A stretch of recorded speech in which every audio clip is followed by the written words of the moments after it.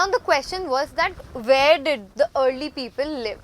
Of course, they used to live in caves or in places in forests which were secured for them.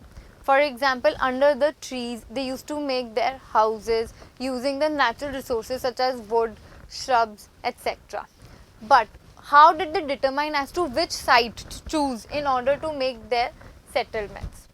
So we have proofs that the early humans, they started to settle down along the banks of rivers. Now why do you think they started to settle along the rivers?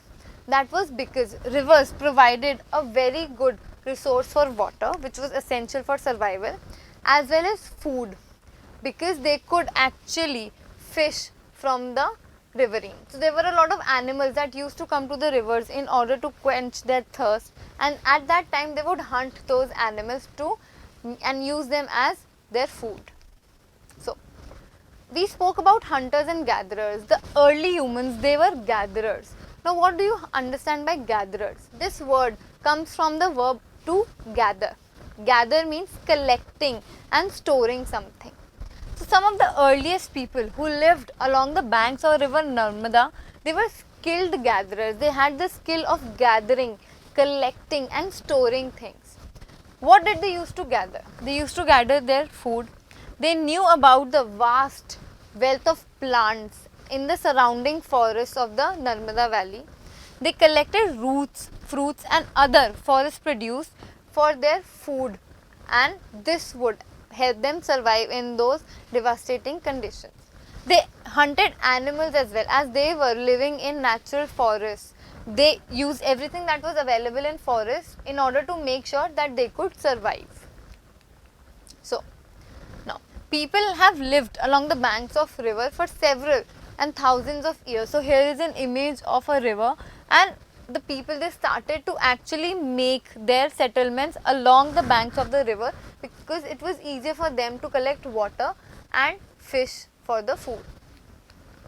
So some of the earliest people who lived here were skilled gatherers, and they used to collect fruits such as bear from the nearby forest areas. They used to store that food that could be used for future purposes as well. Now let's talk about the Suleiman and Kirthar hills towards the northern part of the Indian subcontinent. So here, can you determine where the Suleiman and the Kirthar mountains are?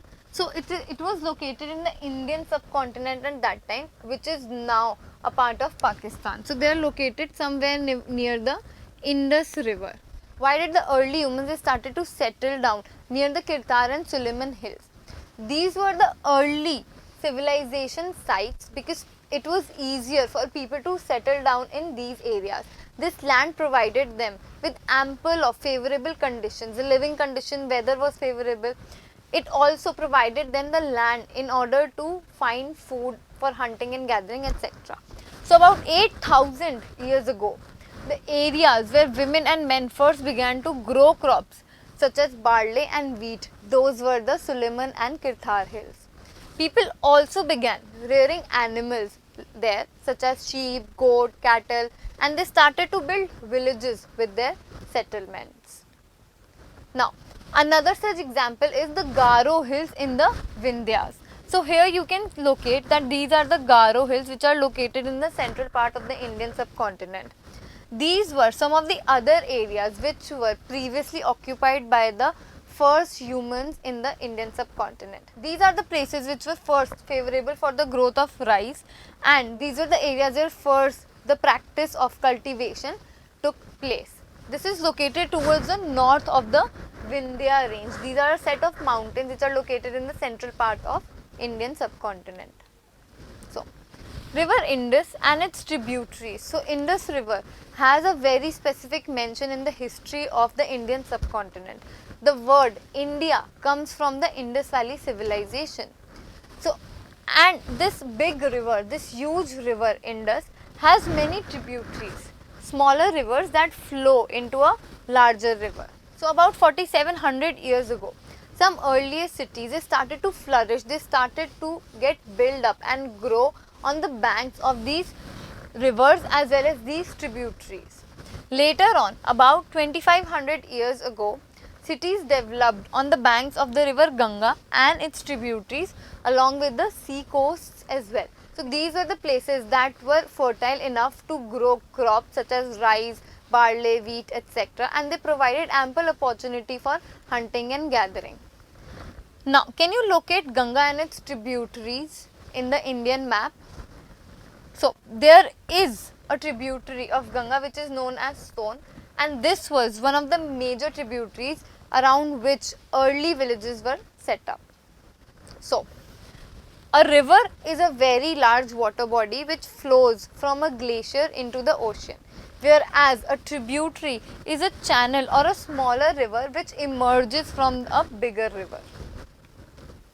So, in ancient times, the area along these rivers to the south of Ganga were known as Magadh. So, as you see here, Ganga is located in somewhere in the central of India. So, the part below it was known as the Magadh. Now, let's talk about traveling in the ancient time. How did the early humans, they started to shift from one place to another? We saw that they were hunters and gatherers. They wanted to move from one place to another. But how did they facilitate traveling at that time? There were no airplanes, no trains, no cars, no buses, no modes of transportation. So how did they used to do it? In ancient times, people used to travel in different land frontiers such as mountains, valleys, rivers, oceans, etc. The geography that we see today is very refined. Earlier, it was not the same as it used to be. It was difficult to cross these geographical forms due to lack of infrastructure that we have built. There were no proper roads or channels that used to connect different parts of the continent. Yet, people came from different parts and managed to settle down in the subcontinent because they used to cross these frontiers from one place to another on foot in search of food and a place to settle down. So, the hills and high mountains, including the Himalayas, desert, rivers and the seas, they made these journeys very difficult, but it was not impossible. To escape from natural disasters like floods and droughts, people moved from these places to another more favorable places. Merchants, they started to travel in caravans or ships because these were carrying valuable goods and items. Finally, some people travelled, driven by a spirit of adventure, wanting to discover new frontiers and exciting places in search of livelihood as well. Now, we have discussed about travelling in the ancient times, but this is totally different from travelling nowadays. Today, if we want to travel from one place to another, for example, if I want to travel from India to Europe, I can take a plane and reach there within a span of 10 to 15 hours, isn't it? It has become quite easy. People have shared new ways of carving stone, composing music, even cooking food, etc. And that is how the land emerged with new modes of transportation so that people could actually interchange the culture and traditions of their land.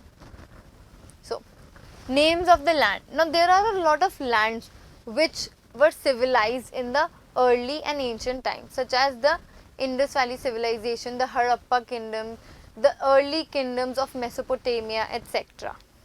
So, our country, India, which is also known as Bharat. So, the word India comes from the river Indus, also called as Sindhu in Sanskrit. So, apart from India and the Indus Valley civilization, Iran and Greece were the places where the first civilization of Mesopotamia developed. About 25 years ago, the Iranians and the Greeks towards the northwest, they were familiar with the Indus and they called it the Hindus or the Indus. So, the people who started to live on the eastern front of the Indus Valley, they came to be known as Hindus or Indus. The land to the east of the river was called India, therefore. The name Bharat was used for a group of people who lived in the northwestern part and who were mentioned in the Rig Veda as well. So, now how do we find out about the past? What are the proofs? We spoke that there were early civilizations, men were hunter-gatherers, they used to live in caves, they used to travel, etc. But how? What is the proof of that? So, we find this proof in the early manuscripts which were written on the leaves by the people who were living at that time. There are also inscriptions on stones, inscriptions on coins, metals, cave walls, etc.